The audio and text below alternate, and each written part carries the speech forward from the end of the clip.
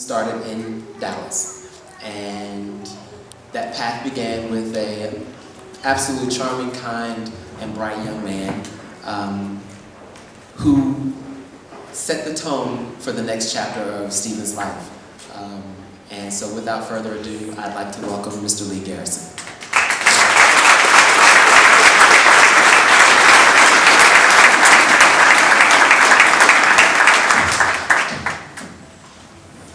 Thank you, Corey. Sorry, I'm from Alabama. My accent gets thicker when I'm nervous or drunk, and unfortunately, I'm not drunk. Yes. I am the ex, so before I begin, I'd like to take a moment to thank a few people. First of all, the Moore family. Rick and Kathy, Jill and Danielle, Mark and Rachel. Steve and I were together as partners for 9 years, but it's been a little over 2 years since we split up, and I appreciate you inviting me back into your lives. Specifically, I'd like to thank Joe Moore. I was one of the first people he called after he found out about Steve's accident, which will forever mean the world to me. I cannot imagine having heard that news via social media. Secondly, I would like to thank Nate and Matt Samick. I met them for the first time last weekend, and they greeted me with warmth and compassion. Nate had the dignity and the grace to ask me to be a part of choosing this venue and for taking part in the planning of this weekend. I will be forever grateful for that.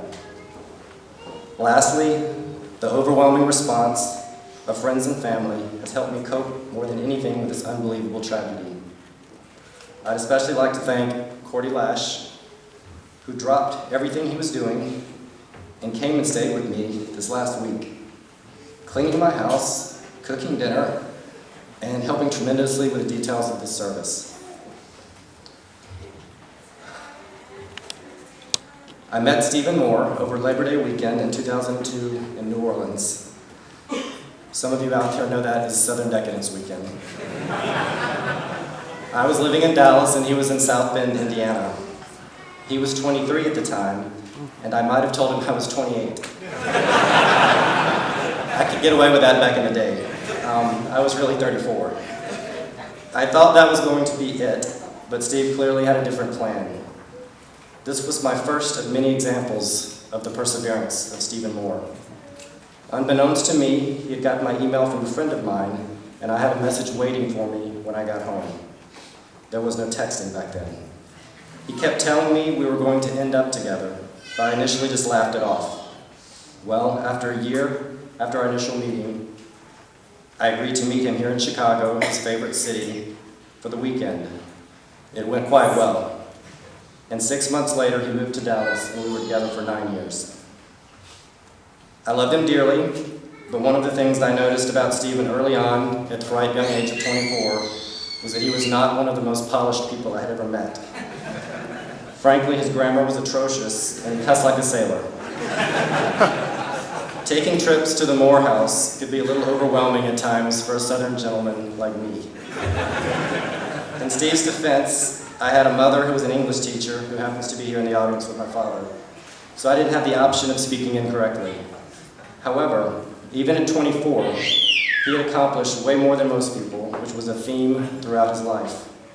He was a real estate agent and broker, he'd owned multiple cars, he'd already owned at least 2 homes, and he'd recently started college.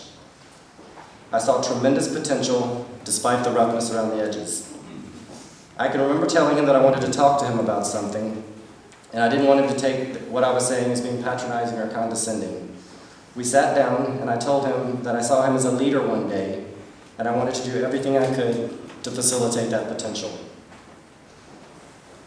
I said that for people to take him seriously, he needed to speak and write in grammatically correct sentences. I also told him that he needed to make his grades a priority in college, not just because it looked good on paper, but because he had the ability to excel, and that was reason enough to do so. Instead of getting angry or defensive like a lot of young guys would have done, he told me I was right. Within a few months, Stephen was correcting other people's grammar, both spoken and written, and as many of you know, continue to do so. He graduated with honors from college, and became one of the most effective and influential speakers and writers I have ever known. The pupil eventually far exceeded the teacher. When Stephen first moved to Dallas with me, he mentioned that one of many things on his bucket list was to get his private pilot's license, although his original intent after finishing college was to go to law school. Therefore, for Christmas in 2005, I got Steve a gift certificate for flight school in Dallas so we could start taking lessons. After about 3 or 4 lessons, he came to me one day and told me he wanted to talk to me. He sat me down, he got all serious, and he asked if I'd be disappointed in him if he decided to be a pilot instead of a lawyer.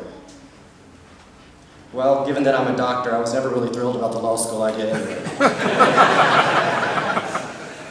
So I just looked at him and told him that I loved him, and I wanted him to be happy, and if being a pilot would make that happen, then I would support him 100%. As you all know, he never looked back. He was eventually hired as first officer for ExpressJet. He quickly involved himself with the NGPA and probably rose more quickly than any other member to become the executive director. I flew with him numerous times in a Cessna around Dallas, on weekend trips throughout the Southwest, around Chicago.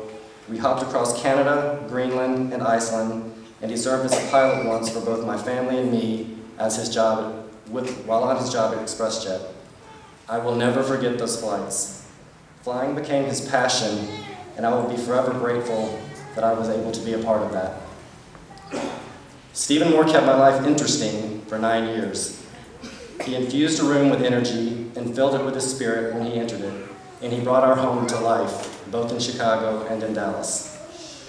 He was constantly inviting friends over for spontaneous dinners, sometimes for 10 to 15 people.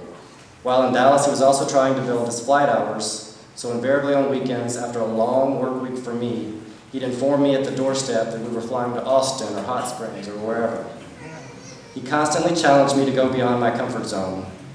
We both had the goal of learning Spanish, so after 4 years together, we essentially quit our jobs in Dallas, liquidated assets, and we moved to Buenos Aires, Argentina in 2007 for 6 months. I would have never done anything like that without the influence of Stephen Moore. Within 6 weeks of being in Buenos Aires, Steve had made us a large circle of friends, and he cooked Thanksgiving dinner with 2 turkeys and tons of sides for probably 20 people in our apartment. That was typical Steve. After Buenos Aires, we moved to Chicago because this was Steve's favorite city, and I promised him that we would eventually end up here if that's what he wanted to do. He had endured the heat of Dallas for 4 years, so I figured it was only fair that I try the cold of Chicago. Well, in Chicago, even more so than in Dallas, I never knew what I was going to come home to. Spontaneous dinners were the norm, again with Stephen whipping up fantastic meals, followed by cookies made from scratch.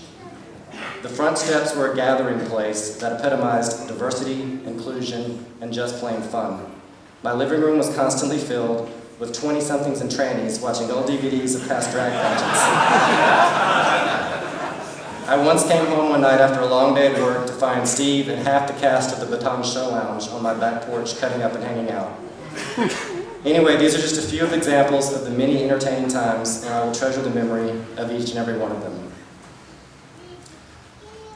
Stephen Moore was a champion for LGBT rights and was involved in advocacy for this cause from the day I met him. He was a mentor for young gay and transgender people, and I've gotten numerous messages over the last week from people whose lives he changed. He was an integral part of my family and was known as Uncle Stephen to my nieces and nephews. He was my friend, my sweetie, and the love of my life. Last Monday was the worst day of my life, and the piece of my heart died along with Stephen Moore. However, I take comfort and solace knowing that he died doing what he loved doing best, flying. I also know that he died an accomplished, happy man, surrounded by friends, and engaged to one of the nicest people I've ever met, Nick Sennett. I will miss him, and I will always love him. Thank you.